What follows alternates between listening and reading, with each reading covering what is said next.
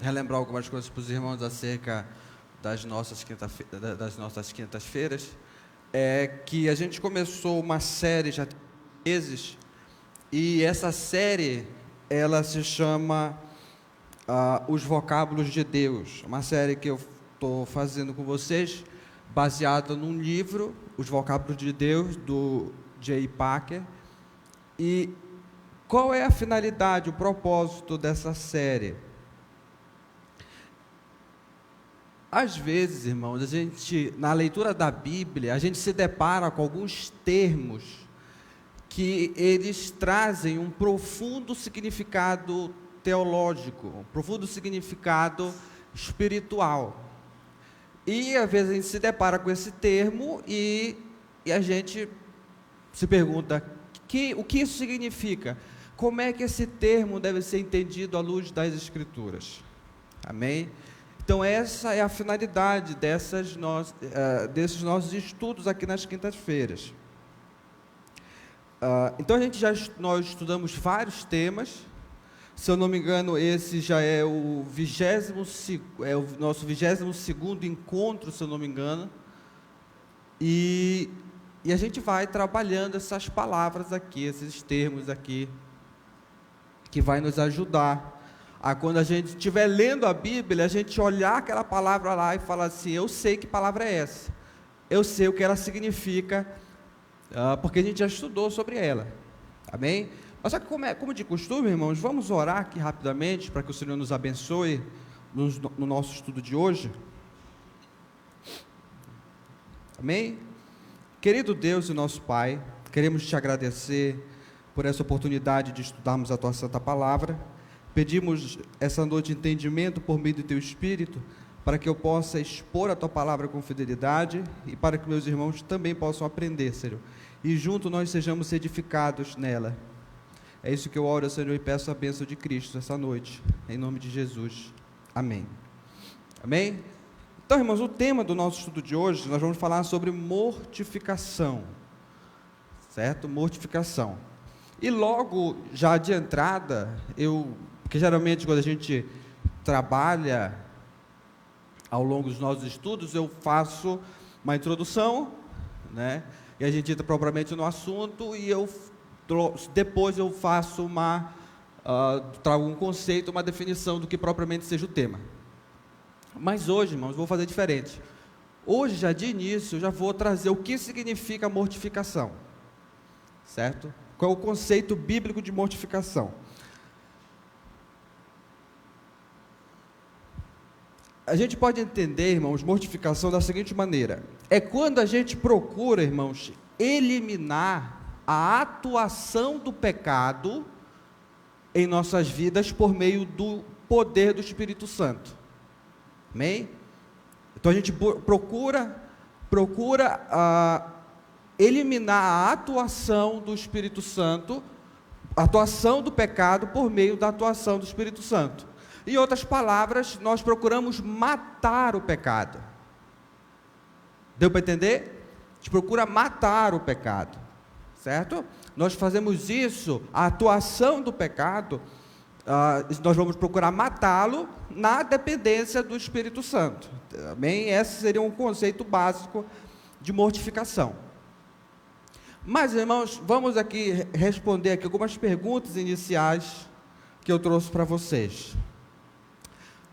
Quantas vezes os irmãos já ouviram nessa caminhada cristã, já ouviram falar desse tema, sobre mortificação, sobre o dever que nós temos de matar o pecado? Quantos aqui já ouviram? Sobre mortificação. Já ouviram? Amém. Mas por que é importante nós estudarmos esse assunto? Uma coisa que nós precisamos ter em mente é o seguinte: que embora nós tenhamos sido salvos do pecado, contudo, o pecado ele ainda continua atuando em nós.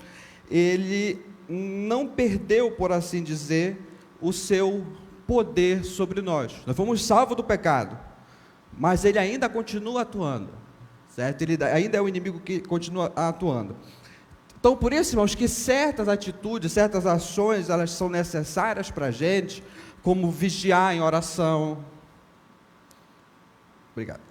Como vigiar em oração, suspeitar de si mesmo, certo? Suspeitar de si mesmo, no sentido de não confiar na própria capacidade para vencer o pecado, examinar com frequência o nosso coração à luz da Bíblia. Todas essas ações são necessárias para que nós venhamos matar o pecado, para que a gente não venha cair em tentação, amém? E por isso, irmãos, que esse tema, ele é um tema de muita importância para a gente. Mas só que quando a gente fala de mortificação, a gente precisa ter em mente o seguinte, que nós estamos falando de matar o pecado. Então isso se trata de uma luta, amém?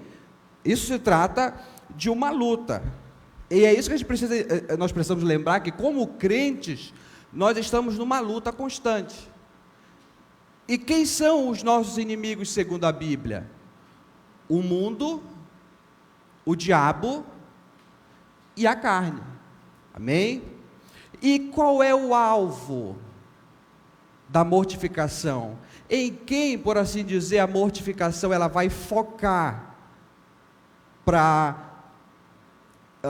por assim dizer, como seu inimigo pessoal, por assim falar? Em quem ela vai focar? É na carne.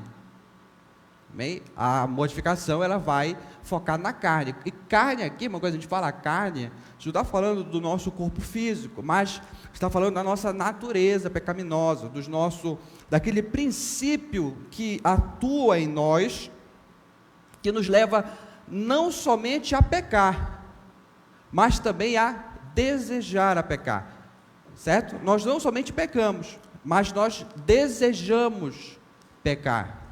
Essa é uma realidade. E 2 textos, irmãos, vão nos mostrar sobre isso, sobre como esse assunto é importante para a nossa vida. O primeiro deles, se os irmãos quiserem me acompanhar, mas eu também vou ler aqui, é o texto de Colossenses capítulo 3.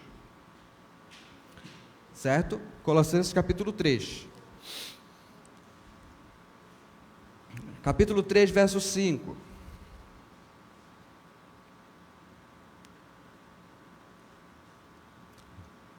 É interessante que Paulo fala aqui, que ele diz o seguinte,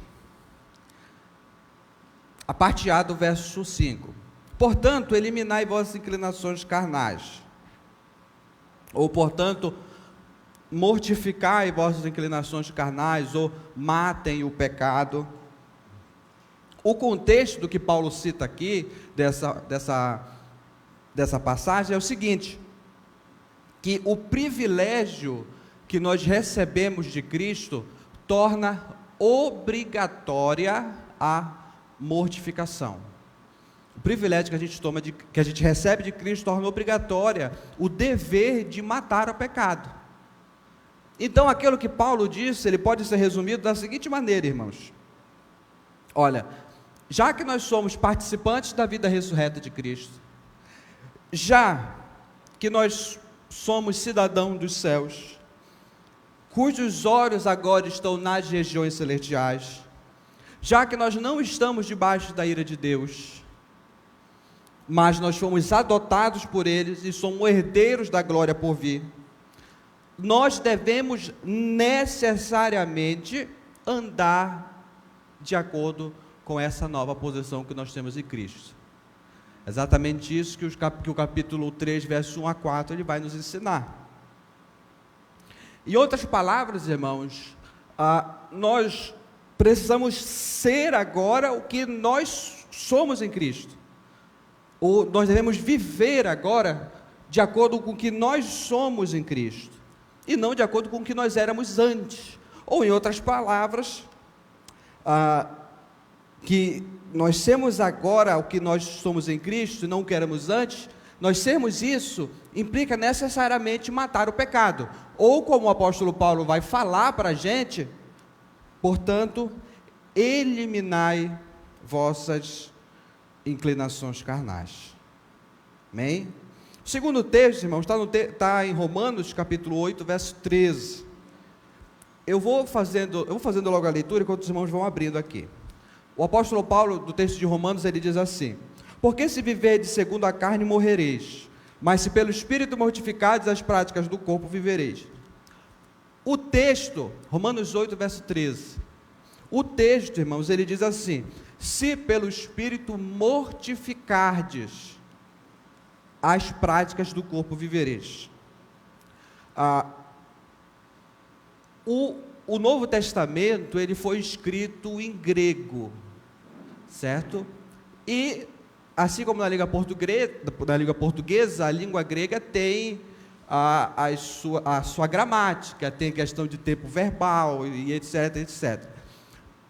E aqui, irmãos, o tempo do verbo aqui, quando ele fala aqui, mortificardes, ele expressa para a gente, eu não vou entrar nesse detalhe, mas ele expressa para a gente uma ação continuada. O que isso significa de modo prático? Isso aqui que o apóstolo Paulo escreveu para a gente, ele poderia ser traduzido também da seguinte maneira: olha, se pelo Espírito vocês continuamente mortificardes as práticas do corpo, vivereis.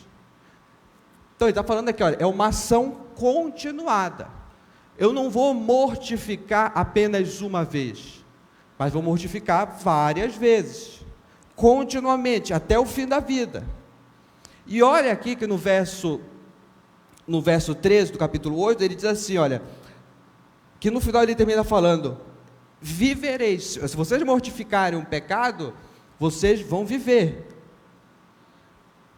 E aqui a mortificação é tida como um meio para um fim. Quem mata o pecado em si, na verdade, irmãos, quem mata o pecado, ele está caminhando para a glória futura. É sinal de que ele está caminhando para a glória futura. Não, isso eu não quero dizer o seguinte, que quem mata o pecado, ou que nós somos salvos porque nós matamos o pecado. Não, nós não somos salvos porque nós matamos o pecado.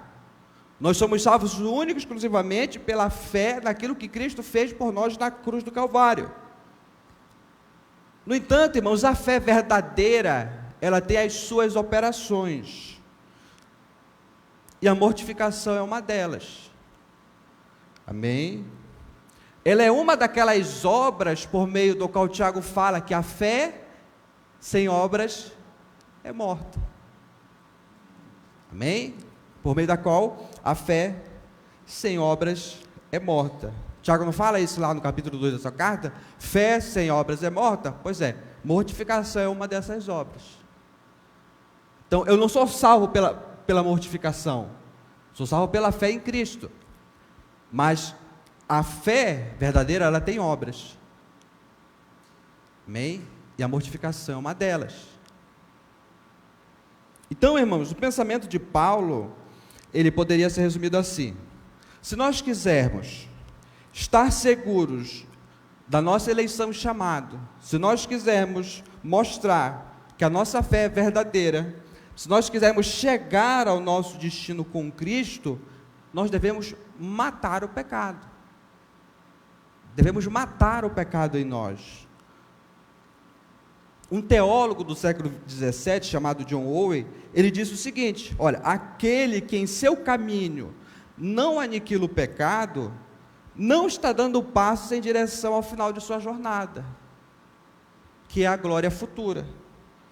O que ele está falando com isso? Olha, aquele que não elimina o pecado de sua vida, não está dando evidências de que é uma pessoa realmente convertida, de que está indo morar com Cristo na glória.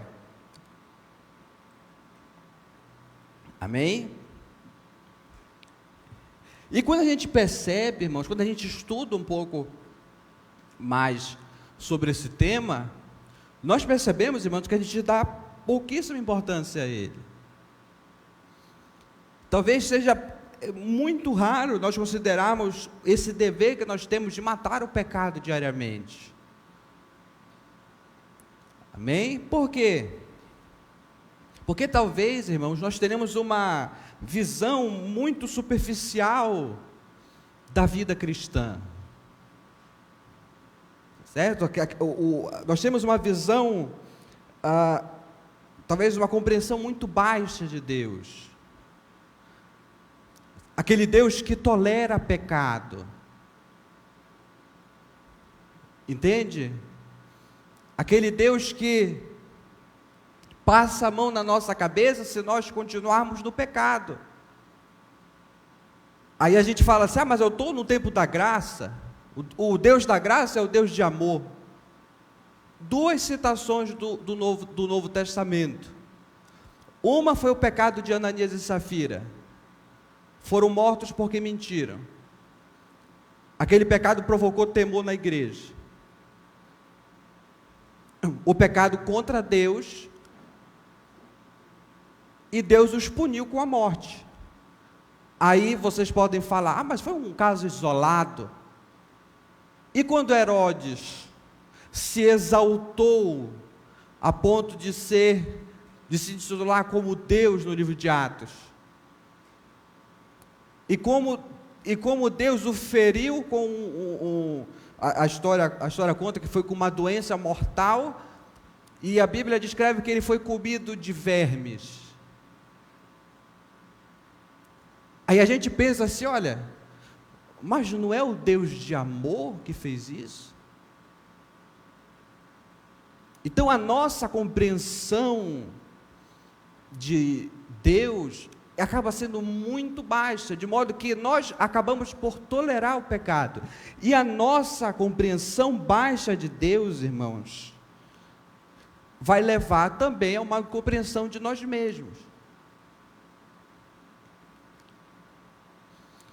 Então, somente diante do Deus Santo, assim, a exemplo de Isaías, no seu chamado, no capítulo 6, é que nós iremos ver o quão pecadores nós somos e nós iremos abominar o pecado em nós, nós iremos odiar o pecado em nós, a ponto de que nós vamos desejar matá-lo.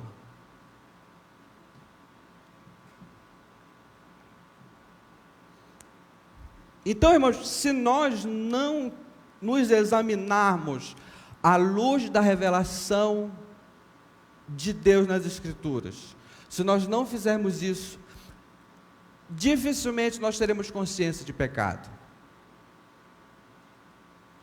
Depois os irmãos leem Isaías capítulo 6, só na parte do chamado de Isaías. Qual foi a reação de Isaías quando Isaías viu o Senhor assentado no seu alto e sublime trono? Quando ele vê a majestade de Deus, o que é que ele fala? Ai de mim, pois estou perdido. Primeira coisa que aconteceu com Isaías foi a consciência de pecado. E aqui eu gostaria de contar uma breve história aqui para vocês, que é justamente para trazer uma ilustração. Um leão, ele havia fugido do zoológico, e perto desse zoológico tinha uma casa, e nessa casa tinha um cão peludo, um cão cheio de pelo.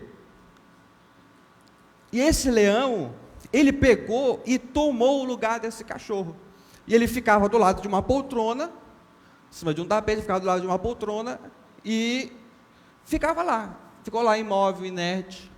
E o dono dessa casa, ele ia diariamente, ele foi, e sentou do lado do leão na sua poltrona, e ele passava a mão carinhosamente sobre o leão, sem ter consciência, sem perceber o perigo que ele estava correndo. E é basicamente assim, irmãos, que nós tratamos o pecado. Nós tratamos o pecado como se ele fosse o nosso amigo íntimo. Entende? Nós tratamos o pecado como se fosse o nosso amigo íntimo. Nós não percebemos que se nós abrirmos espaço para o pecado em nosso coração, ele não somente vai nos enfraquecer, mas ele vai nos destruir. Amém?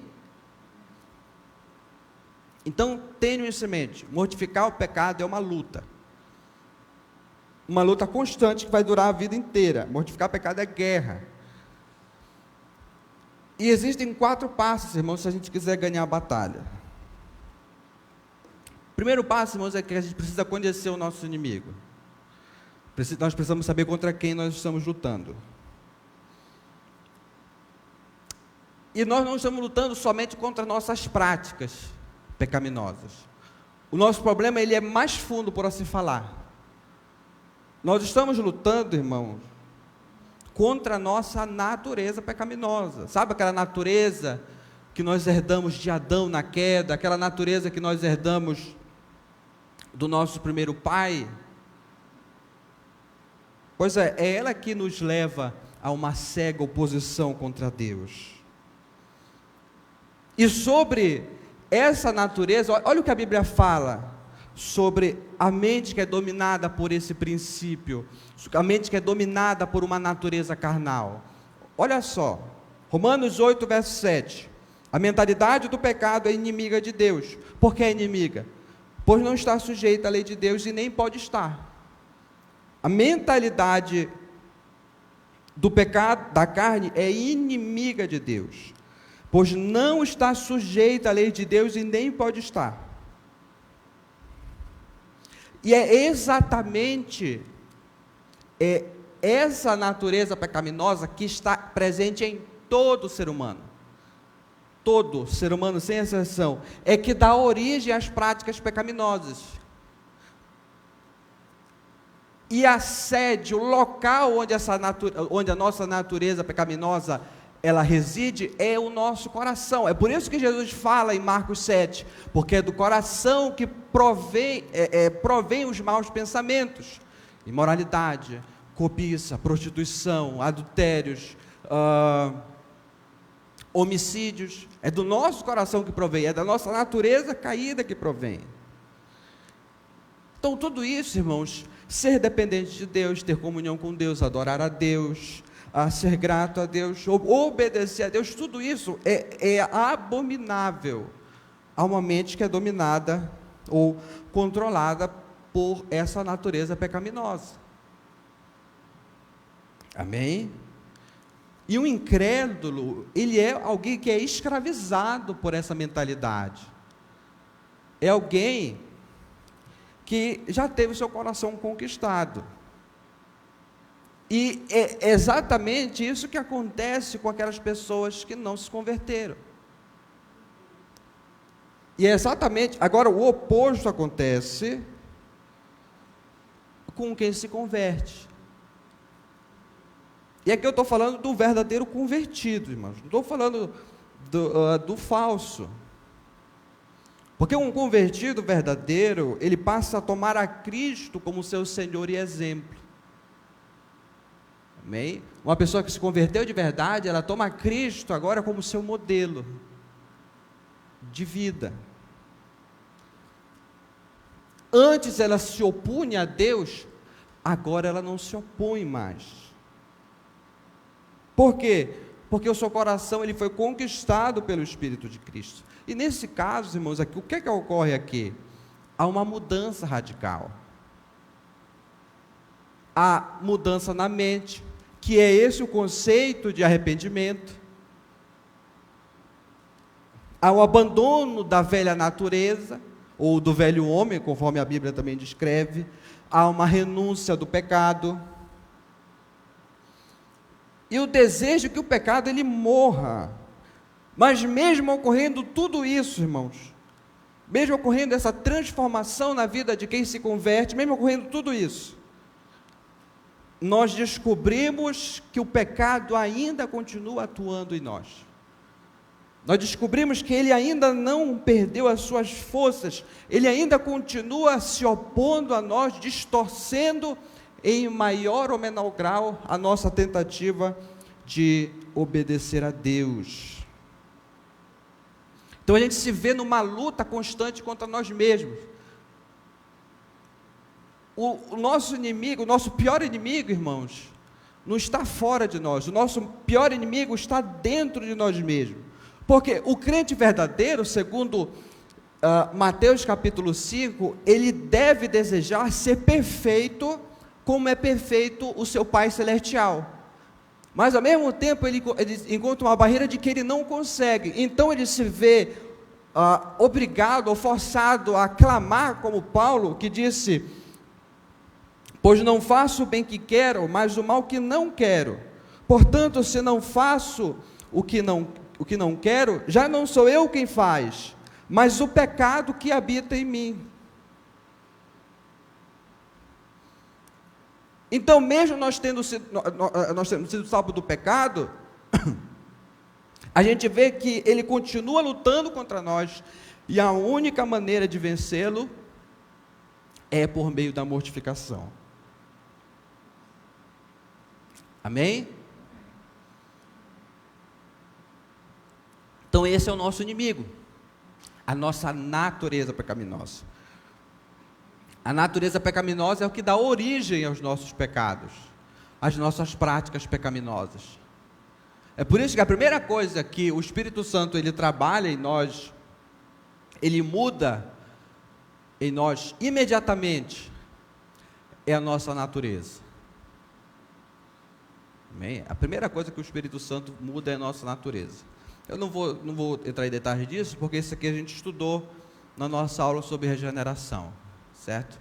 Mas a primeira coisa que o Espírito Santo vai é mudar a nossa natureza. Segundo, irmãos, segundo passo, precisamos conhecer nossos objetivos, ou nosso objetivo. Se a gente não conhecer o nosso objetivo, irmãos, nós estaremos lutando às cegas, nós não teremos propósito algum. Nós não vamos saber para onde é que nós estamos, o porquê nós estamos fazendo o que nós devemos fazer. Amém? E qual é o nosso alvo? Qual é o nosso objetivo aqui segundo isso? Nosso objetivo, irmãos, é esgotar as forças do pecado de tal modo que ele não consiga se levantar mais em nossa vida. Esse é o nosso objetivo, esse é o nosso alvo. Amém? É verdade que em parte alguma a Bíblia nos dá promessa de sucesso absoluto sobre essa luta. Nós não temos a garantia de que nós iremos vencer absolutamente o pecado aqui nessa vida, mas nós temos a ordem de resistir contra o pecado. Amém?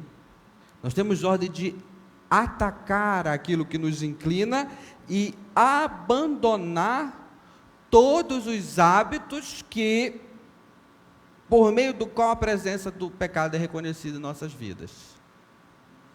Amém? Então nós temos o dever de matar o pecado, é uma ordem de Deus, de eliminar aquilo que provoca o pecado em nós.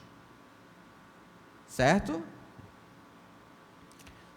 E vamos considerar aqui, irmãos, alguns fatos sobre a mortificação. O primeiro fato, irmãos, é que a mortificação é uma obra que envolve a vida inteira, envolve a vida toda.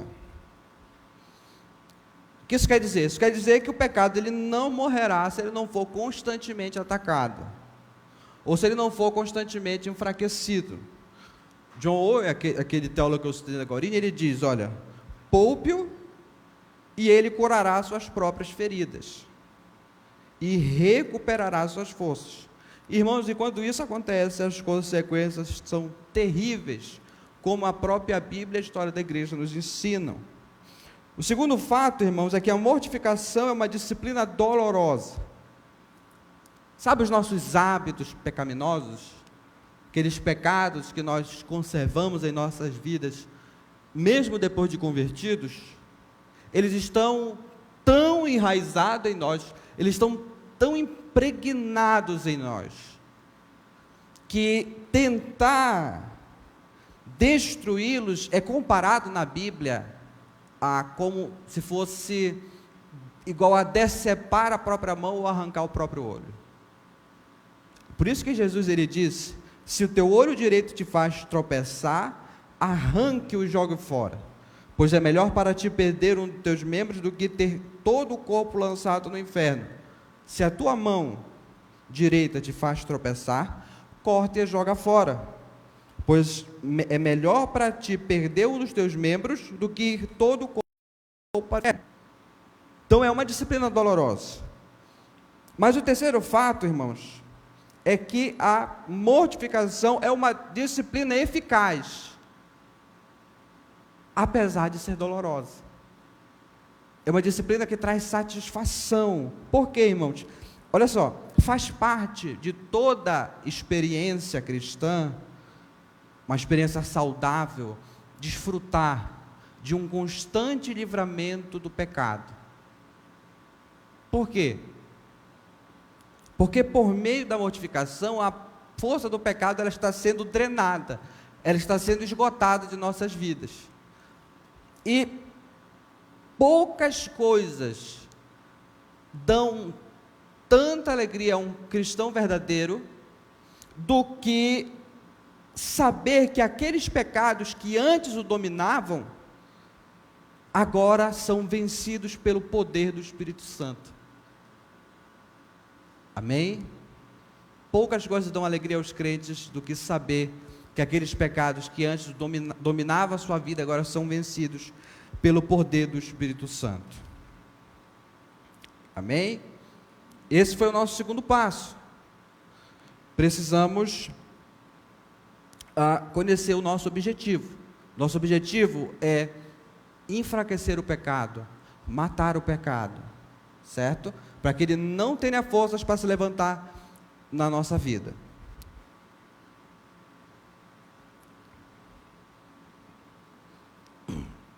Terceiro passo, irmãos. Precisamos conhecer a nossa superioridade. Imagine, por exemplo, se você fosse entrar numa batalha, numa luta, e você descobrisse que você não tem capacidade de vencer.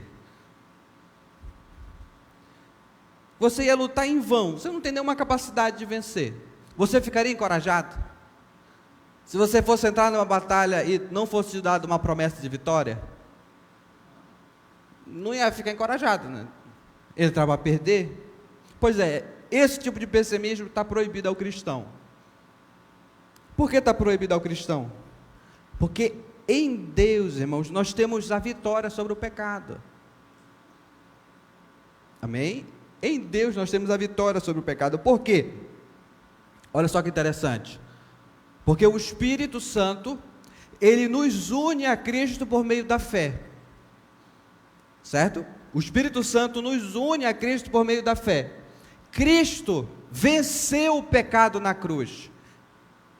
E Cristo nos faz participantes da sua vitória sobre o pecado. Amém? Vou repetir. O Espírito Santo nos une a Cristo pela fé. Cristo venceu o pecado na cruz. E Cristo nos faz participantes da sua vitória sobre o pecado. Agora nós temos a capacidade de vencer o pecado. Entende? A ideia de se entregar à prática pecaminosa com a velha desculpa de que a carne é fraca, isso não cola mais para o cristão. Certo?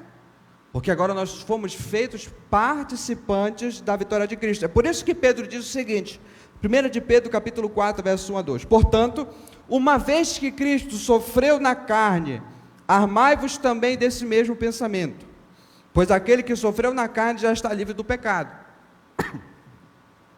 Para que no tempo que ainda vos resta na carne, não continueis a viver para os desejos dos homens, mas para a vontade de Deus. Então a gente percebe que o Espírito Santo, ele nos assegura a vitória sobre o pecado. Amém? E as Escrituras nos descrevem como isso aconteceu por meio de 3 obras complementares. A primeira delas é que o Espírito Santo implantou ou plantou em nós um novo princípio de vida. A isso, irmãos, nós damos o nome de regeneração. Amém? A isso nós damos o nome de regeneração, que já foi um assunto estudado aqui da igreja. A Bíblia diz que antes nós estávamos mortos, agora nós fomos vivificados, agora nós fomos ressuscitados com Cristo. É interessante que a Bíblia fala que aquilo que aconteceu com Cristo, a sua ressurreição, aconteceu também conosco. Lógico que de maneira espiritual, mas aconteceu conosco também. Quando Cristo estava sendo crucificado na cruz, quando Cristo ressuscitou, é como se nós estivéssemos lá com Ele também.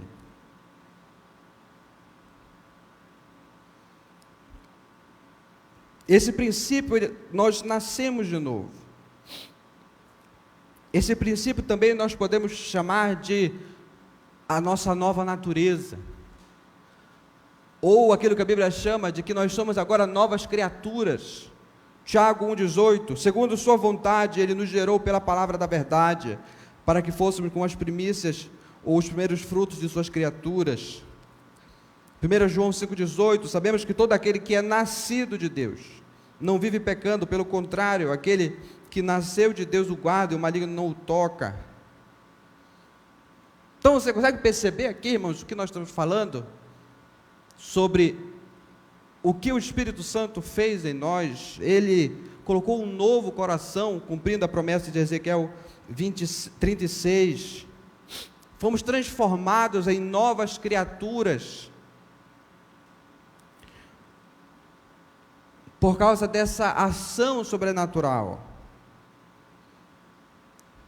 Agora nós temos um novo poder atuando em nós, um novo princípio atuando em nós, um novo poder, que é o mesmo poder que ressuscitou a Cristo dos mortos. E olha só algo interessante, irmãos, que a Bíblia ensina para a gente.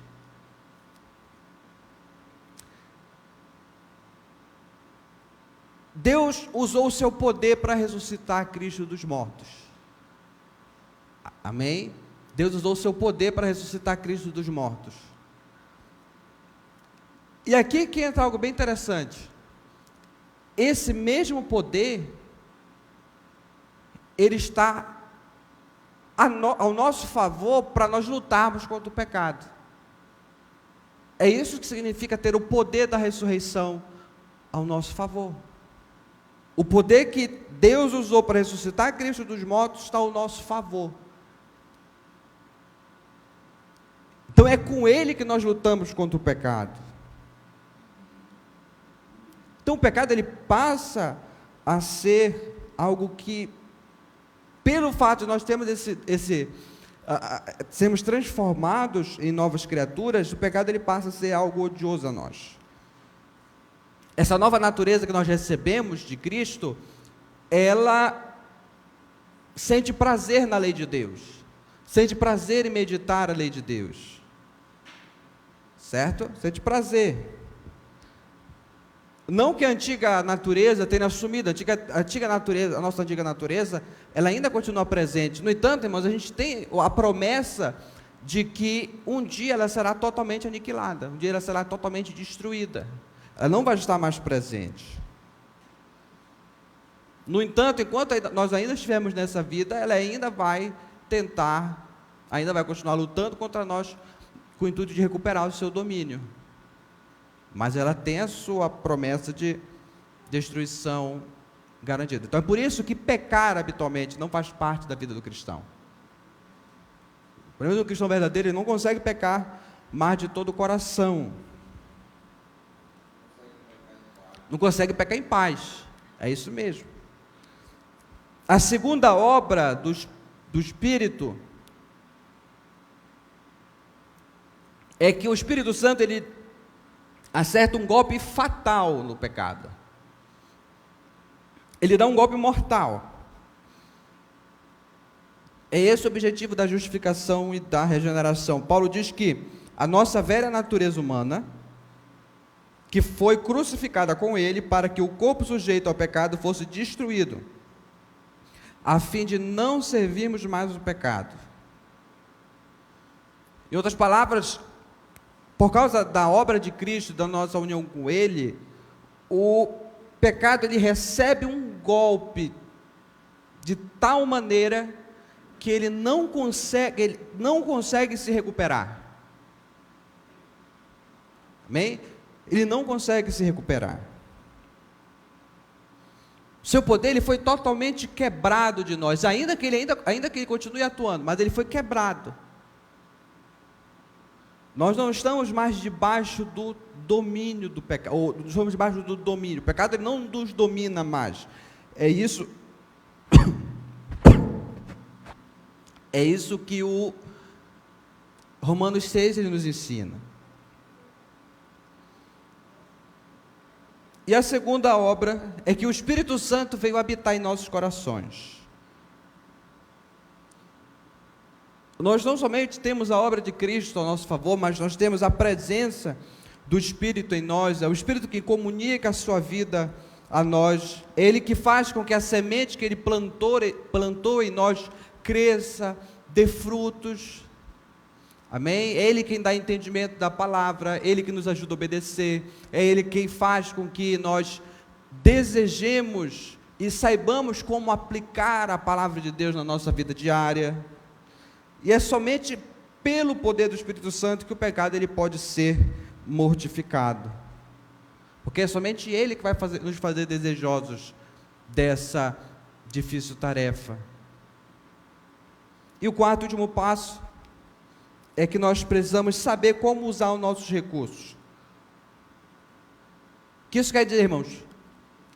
Nenhum de nós tem a capacidade de matar o pecado usando os próprios meios ou as próprias forças. Ninguém tem essa capacidade. Mas ao mesmo tempo, o Espírito Santo ele age por meio dos nossos esforços. O que isso quer dizer?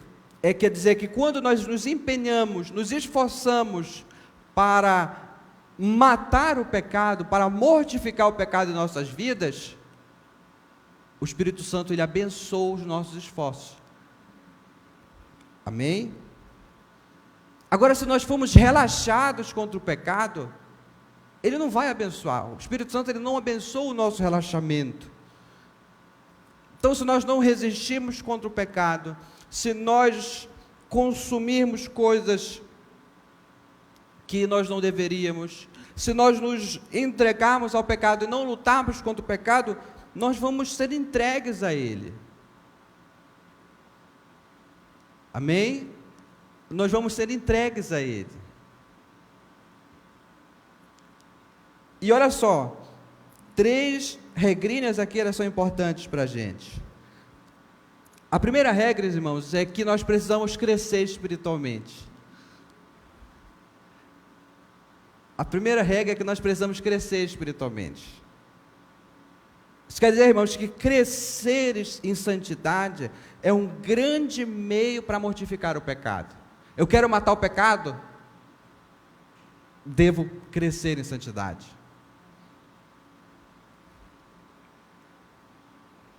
A gente precisa se alimentar da palavra de Deus diariamente, praticando aquilo que é contrário, aos nossos hábitos espirituais, aos nossos hábitos pecaminosos. Então, crescimento espiritual é essencial. Amém? Segunda regra, irmãos, precisamos vigiar. Isso quer dizer, irmãos, que nós precisamos nos esquivar diariamente das tentações até onde pudermos. É um erro nosso achar que Deus, em seu poder soberano, irá matar o pecado em nós, enquanto nós não nos esquivarmos do pecado, enquanto nós andarmos com más companhias. É dito que nós não podemos evitar que os pássaros voem sobre nossas cabeças, mas a gente pode evitar que eles façam ninho em nosso cabelo. Amém? E uma coisa que nós precisamos ser radicais em privar o pecado daquilo que o alimente. E a terceira regra é que nós precisamos orar. Somente por meio da oração nós obtemos a ajuda de Deus para vencer o pecado. Por quê? Porque o que é orar, irmãos? Orar, irmãos, nada mais é do que a confissão de que nós somos incapazes para fazer aquilo que Deus ordena sem que Ele nos ajude. Só gente fraca que ora. E é por isso que eu oro. Amém? Só gente fraca que ora. Por isso que nós oramos. Deus tem promessas para nossas vidas de vitórias sobre o pecado. Não estou falando promessas que a gente inventa por aí, falando que foi Deus quem disse. Estou falando aquelas promessas mesmo que nós temos a segurança de que foi Deus quem fez, porque Ele revelou na sua palavra. E dentro dessas promessas, nós temos promessas de vitória sobre o pecado. E cabe a gente, irmãos, orar por essas promessas. Pedir para que Deus cumpra essas promessas em nossas vidas. Que promessas são essas? A de que o pecado não terá mais domínio sobre nós. Quando eu estiver sendo tentado a pecar, ou quando eu estiver sendo cercado pelo pecado, eu oro clamando: Senhor, Tu prometeste que o pecado não terá domínio sobre a minha vida. Ajuda-me a vencer o pecado. Amém? Ele prometeu que nós teremos socorro de sua parte para vencermos o pecado. Então nós podemos reivindicar essas promessas, por assim dizer. Então, se nós pedirmos, se nós esperarmos, se nós confiarmos nele, nós não ficaremos desapontados. Então, irmãos, caminhando para o final, para a nossa conclusão, penso aqui que nós vivemos numa geração que dá grande ênfase aos prazeres do que propriamente ao caráter cristão.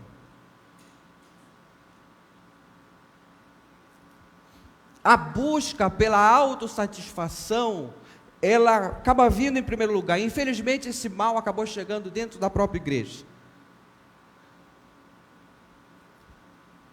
Então, essa ideia de matar o pecado, tudo isso acaba ficando de segundo plano. Se pensar, pouquíssimo nós consideramos a ideia de tanto de pecado, nós já não consideramos o pecado, imagine a ideia de matar ele. Então a gente acaba buscando os prazeres da carne e mascarando com uma falsa espiritualidade, uma falsa religiosidade, e a gente acaba nos entregando a isso e esquecemos da própria espiritualidade em si, da finalidade da espiritualidade. Então, qual é o nosso lema? Então a gente fala, o nosso lema basicamente é, olha, o importante é que eu seja feliz. Então Deus quer a minha felicidade. Não importa o que isso custe, o importante é que eu seja feliz. Mas, olha só que interessante, tanto no Antigo Testamento quanto no Novo, o Senhor diz assim: sejam santos porque eu sou santo. Amém? O Senhor diz: sejam santos porque eu sou santo. Ele não diz: sejam felizes porque eu sou feliz. Ele diz: sejam santos porque eu sou santo. O alvo de Deus para a nossa vida, irmãos, é a santidade. A gente não pode esquecer isso. E a felicidade deve ser fruto de uma vida santa, irmãos. Não o contrário. Nossa felicidade não deve ser fruto do pecado. E agora considere isso. Entre te fazer santo por meio do sofrimento que uma vida de mortificação do pecado pode provocar. Porque, como nós estudamos aqui, matar o pecado dói. Ele é comparado a decepar uma mão e arrancar o próprio olho. Matar o pecado dói. Então, entre te fazer santo por meio do sofrimento que matar o pecado pode provocar na nossa vida, e entre te fazer feliz, você que é filho de Deus, adivinha qual Deus vai escolher?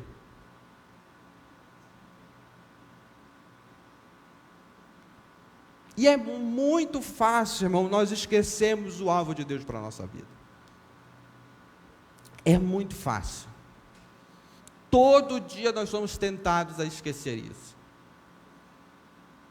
Todo dia nós somos tentados, nós esquecemos de que a vontade de Deus para nós é a nossa santificação. 1 Tessalonicenses, capítulo 4, fala isso. Pois esta é a vontade de Deus para convosco, a vossa santificação. 1 de Pedro, capítulo 1, verso 16. Sejam santos, porque eu sou santo. Santidade, irmãos, é o objetivo de Deus para a gente. É por isso que buscar a santidade é essencial para as nossas vidas. E mortificar o pecado é um grande passo para isso. Por isso a gente deve orar constantemente, vigiar constantemente, buscar aquelas virtudes, ou buscar cada vez mais aquela semelhança com Cristo que nós devemos ter, abrindo mão daqueles prazeres da carne, por meio de mortificar o pecado. E talvez, irmãos, alguns de nós até saibam que a santidade deve ser uma prioridade na vida. Talvez até alguns de nós aqui nos esforcemos ou procuramos manter aquele arrependimento que nós manifestamos lá no início da nossa caminhada cristã, nos entregando diariamente a Deus. Creio que nós nos esforçamos para andar de maneira digna do nosso chamado a cada dia, mas encontramos em nós mesmos, do ponto de vista bíblico, aquilo que nós podemos chamar de hábitos do fracasso moral. E que hábitos são esses? Orgulho. Todo ser humano é orgulhoso. Não existe um ser humano na face da terra que não seja orgulhoso. Inveja, impaciência, desejos sexuais ilícitos, quer seja fornicação, imoralidade, prostituição, adultérios, egoísmos, ressentimentos e vários outros. E esses hábitos, irmãos, vejam só, esses hábitos, eles são como feridas abertas que precisam ser curadas, precisam ser tratadas, precisam ser interrompidas e substituídas por virtudes que expressem a imagem de Cristo em nós. Amém? O pecado, ele não somente deve ser morto, ele não somente deve ser mortificado, mas deve haver o equivalente ao pecado. Nós devemos substituir por virtudes cristãs, ou virtudes que a palavra de Deus diz, ou os frutos do Espírito Santo. Um exemplo básico: digamos que uma pessoa seja avarenta, uma pessoa tenha amor pelo dinheiro, e ela se converte. O amor ao dinheiro, ele pode continuar. Então ela deve o quê? Matar esse pecado. Ela deve mortificar esse pecado. Qual é a virtude equivalente que se opõe à avareza? A generosidade. Deu para entender? E não há uma fórmula mágica para isso. É mortificação. Mortificação. E aqui talvez a gente confunda, irmãos, ou o nosso maior erro seja confundir experiências com o amor de Deus, aquelas experiências com o amor de Deus momentâneas, com santidade. Quando nós somos arrebatados por experiências com o amor de Deus, nós nos sentimos fortalecidos, e esses hábitos pecaminosos, por um tempo, eles são amortecidos. Amém? Eles são, por assim dizer, abafados. E aí que entra o problema. Por quê? Nenhuma experiência com Deus consegue manter estabilidade. Eu ainda não conheci um que possa ter dito que teve uma experiência com Deus e conseguiu manter essa experiência com Deus até hoje. Talvez o exemplo mais claro que a gente tenha seja para quem já fez o encontro com Deus. A pessoa que vai para o encontro com Deus, irmãos, quando sai, se sente fortalecido, parece que é um super crente. Aí vai a primeira semana, segunda semana, quando vê, ele começa a esfriar. Aí volta à normalidade. Isso é normal. Nenhuma experiência com Deus consegue manter uma estabilidade. Mas a necessidade de santidade ainda continua. O dever de matar o pecado ainda continua. Independentemente se você se sinta bem ou não, o dever de matar o pecado ainda continua.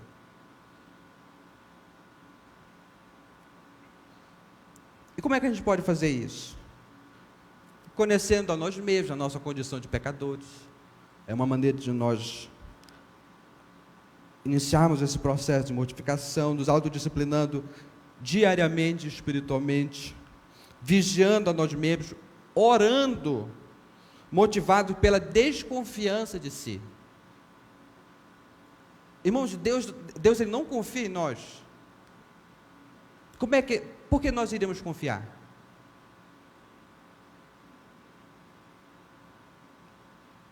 O próprio Jesus no Evangelho de João fala assim, que Jesus não se entregava às pessoas, ou Jesus não se confiava às pessoas. Por quê?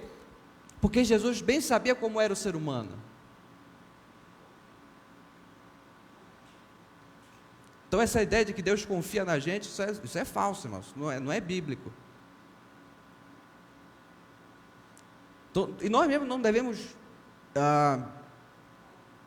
negar, nós não devemos confiar em nós. Judas, na primeira oportunidade que teve, traiu a Cristo. Pedro mesmo sendo advertido pelo Senhor de que o negaria, o que Pedro fez? Não, Senhor, eu não vou te negar. Se for necessário, eu vou morrer contigo. Aí Jesus fala, não, Pedro, tu vai me negar 3 vezes. Tu vai me negar 3 vezes. Então ore, irmãos, não confiando em si. Diante da tentação, não confie em si. Sempre ore desconfiando. Ore confiando em Cristo. Ore motivado pela possibilidade que você pode voltar um dia aos seus hábitos pecaminosos. Jamais apoie a confiança que você tem em si mesmo. E o último, mais importante, tome diariamente posse da vitória de Cristo sobre o pecado. E eu termino nosso estudo com mais uma citação de John Owen, que serve como uma advertência sobre a importância de nós matarmos o pecado. Mate o pecado, ou ele matará você. Amém? Vamos orar. Querido Deus, nosso Pai, te agradecemos, Senhor, por essa oportunidade de estudarmos a Tua Palavra. Hoje, sobre esse tema, ó Deus, que tem sido tão pouco considerado em nossas vidas, mas pedimos a Tua graça, Senhor, para que nós venhamos a matar o pecado em nossas vidas por meio do Teu Espírito Santo. Que cada irmão aqui presente, Senhor, compreenda essa mensagem, entenda o quão importante, Senhor, é isso que foi ensinado essa noite.